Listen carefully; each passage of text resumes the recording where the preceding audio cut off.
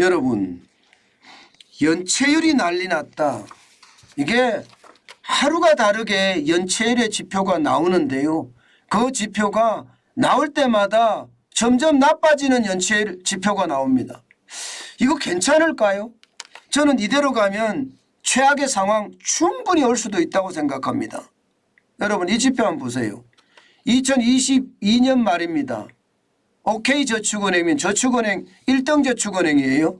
1등 저축은행의 연체율이 4.93%까지 올라갔습니다.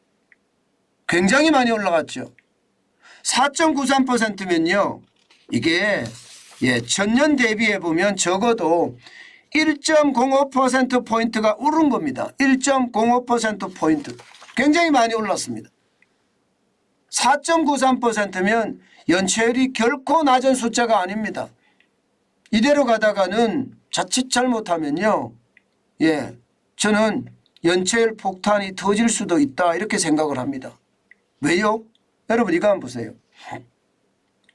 2016년 말 연체율이 5.8%였습니다. 그때보다 낮아요. 그죠? 그때보다 쭉 낮아져서 2021년에 연체율은 2.5%가 됐습니다. 굉장히 낮죠. 그러나 2022년에는 다시 3.4%로 갑작스럽게 급등하는 모양새예요. 그런데 일부 말입니다. 일부 저축은행은 갑작스럽게 상승을 했는데 1위 저축은행은 지금 4.93%까지 올라갈 정도로 폭등했고요. 페퍼저축은행도 마찬가지입니다. 페퍼저축은행도 전년 대비해서 1.78%포인트가 올라서 4.12%가 되고요. 웰컴저축은행은 3.22%, 한국투자저축은행도 2.77%고요. SBI저축은행은 2.03%입니다. 지금 저축은행의 지금 연체율이 갑작스럽게 높아지는 거 여러분 보시죠. 이게 여러분 심각한 게 바로 이런 거예요. 천천히 높아지면 대응할 수 있는 수단이 있는데 갑작스럽게 높아지면 대응할 수 있는 수단이 없을 수도 있습니다. 이게 뭐든지 갑작스럽게 닥치는 게 문제가 크게 생기거든요. 지금 저축은행의 연체율이 그렇게 갑작스럽게 생긴다는 사실입니다. 게다가 말입니다. 일금융권도 지금 만만치 않습니다. 일금융권도 보면 신규 연체율 보세요. 2022년 1월에 0.04%였습니다. 그런데 올 2월에는요 0.09%입니다. 수치로 보면 2배가 넘게 올랐습니다. 이게 신규 연체율이 진짜 심각한 것은 여러분 이게 대출을 해줬는데 이게 연체된다는 거잖아요. 이것은 어떻게 따지면요 경제가 그만큼 어렵다는 뜻이 되고요. 시간이 지나면 지날수록 경제가 좋아지지 않을 경우에 연체율이 더 커진다는 그런 상황까지도 만들어낼 수 있는 겁니다. 그만큼 저는 심각한 양상이 될 수밖에 없다고 생각하고요. 심지어 말입니다.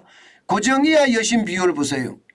고정이하 여신 비율이라는 게 일반적으로 3개월 이상 연체하는 것을 고정이하 여신 비율이라고 하는데 이것도 0.27까지 올라갑니다. 근래 들어서서 굉장히 많이 올라가는데 방점이 있는 겁니다. 과거 고정이하 여신 비율 3개월 이상 연체 비율이 0.25%인데 지금 0.27%. 수치가 많이 늘어나지는 않았습니다. 그러나 근래에 들어서서 연체율이 계속해서 올라간다는 것 이게 저는 충분히 위협적이다 이렇게 생각합니다. 이게 결국은요 이자 폭탄에 대한 어떤 상황이 왔다. 이자 폭탄이 터졌다 이렇게 해석할 수가 있거든요. 실제로 말입니다. 여러분 이자율이 내렸다 하지만 여전히 높습니다. 주택담보대출 혼합금리가 이게 뭐 고정금리라고 이야기할 수 있는 거겠죠. 아직도 5.856%입니다. 최고치에 지난주에 비하면 좀 떨어졌습니다. 상단이 6.522%에서 5.856%까지 떨어졌으니 좀 적게 떨어졌습니다. 뭐 하단은 3%까지 떨어졌어요. 3.66%. 사실 하단이 뭐 3.66% 떨어진다고 하지만 사실 3.66%로 받을 수 있는 사람들은 아주 극히 드뭅니다. 대부분 말입니다. 상단에 가깝습니다. 5.856% 이 상단에 가깝습니다. 그렇기 때문에 이게 금리가 떨어졌다 이렇게 보기는 힘듭니다. 주택담보대출 변동금리는 6.7%입니다. 6.9%에서 6.706%로 떨어졌으니까 좀 떨어졌긴 하지만 여전히 부담이고요. 하단은 4.19%로 떨어졌습니다. 신용대출금리도 여전합니다. 6.45%, 6.12%로 떨어졌고요. 예, 하단은 5.42%에서 4.75%로 떨어졌습니다. 그러니까 이자 폭탄에 대한 위험성이 아직도 굉장히 크다는 겁니다. 그런데 문제는 여러분 여기에서 끝나지 않습니다. 진짜 위험한 거 있어요. 진짜 위험한 거.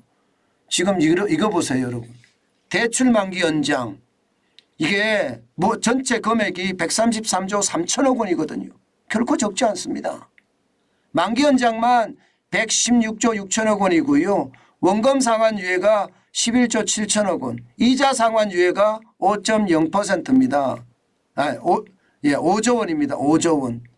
건수로 봐도 만기 연장이 65만 5천 건이에요. 굉장히 많죠. 예, 원금 상환유예도 3만 7천 건이고요. 이자 상환유예도 1만 2천 건입니다. 그런데 이 대출 만기 연장이 말입니다. 대출 만기 연장이 당장 말입니다. 저축은행의 연체율하고 한번 붙으면 어떻게 될까요? 저는 이 연체율이 2021년, 2020년 3.3%에서 2.5%로 내려간 것은요. 결국은 대출 만기 연장 때문에 내려갔다고 보거든요. 지금 경기가 좋지 않은 상태에서 대출 만기 연장은 접어두고 지금 3.4%까지 올라갔습니다.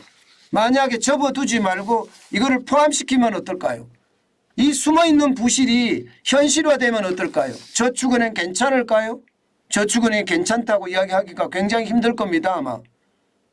그만큼 저축은행의 위험, 새마을금고의 위험, 제2금융권의 위험은 그만큼 크다고 이야기할 수가 있습니다. 뭐 그렇다고 1금융권도 괜찮다고 저는 생각하지 않습니다.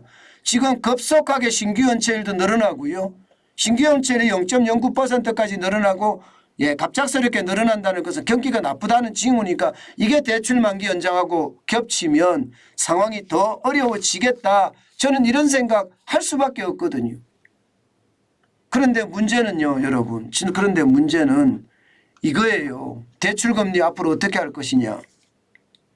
이미 대출금리를 정부가 눌러서 관치금융 때문에 이게 내려가고 있는 거거든요. 그리고 정부의 입맛에 맞는 사람들을 금융지주회사의 회장으로 바꾸잖아요.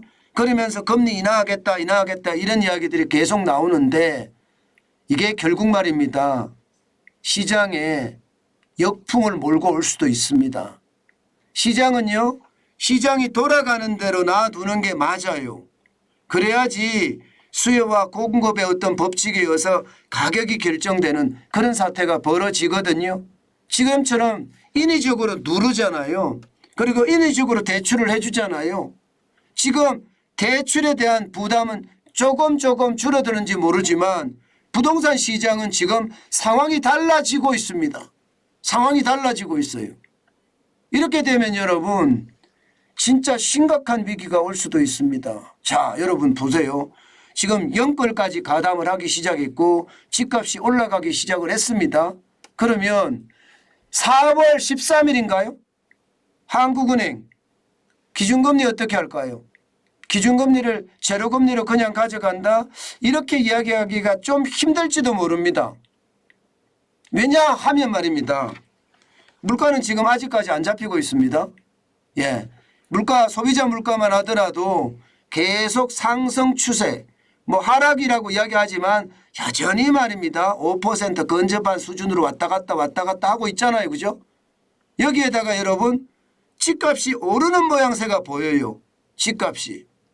자, 이 경우 어떻게 할까요? 한국은행. 저는 기준금리 올릴 가능성 있다고 봅니다.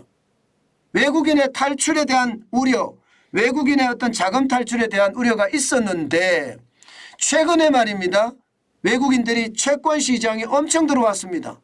2월 대비해서 3월에 2배 이상 3배까지 늘어났다는 국채 구입량이 말입니다. 네, 늘어났다는 그런 수치도 지금 나오고 있거든요.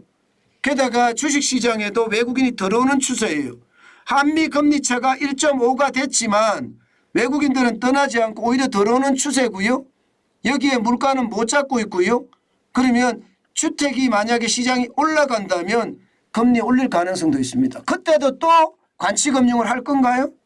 아마 그러면 시장의 왜곡은 더 심화가 될 거예요. 저는 이것을 보면서요. 참 안타깝다는 생각을 진짜 많이 합니다. 지난 정부가 관치금융 때문에 시장의 왜곡을 불러왔는데 이번 정부도 관치금융이 너무 심해지는 것은 아닌가. 예. 그러면서 말입니다. 시장에 큰 왜곡을 불러오지 않을까.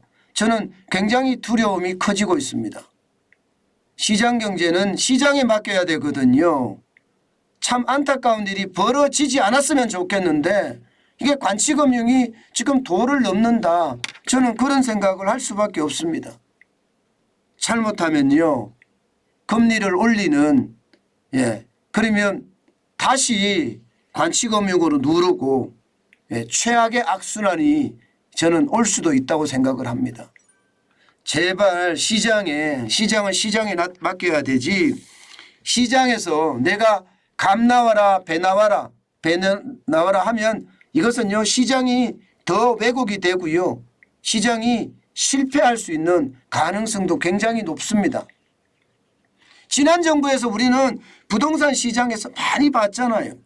규제 중심으로 계속해서 묶어가니까 시장이 어떻게 됐는지 많이 봤습니다. 게다가 코로나 위기 때 워낙 많은 돈을 풀었기 때문에 이게 한꺼번에 거품이 쌓이는 거 진짜 많이 봤거든요.